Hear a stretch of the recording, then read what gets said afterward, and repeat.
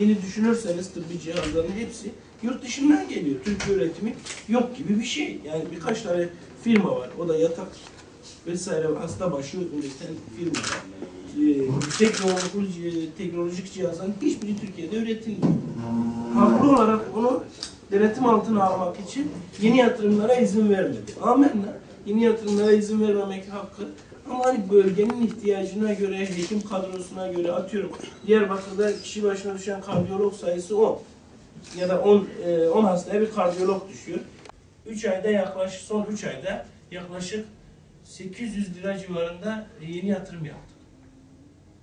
Tomografi, ultrason, işte laparoskopik cerrahi sistemleri, işte ürolojik cerrahi sistemleri, plazma kinetik tedavisi, bilmem ne, şu bu.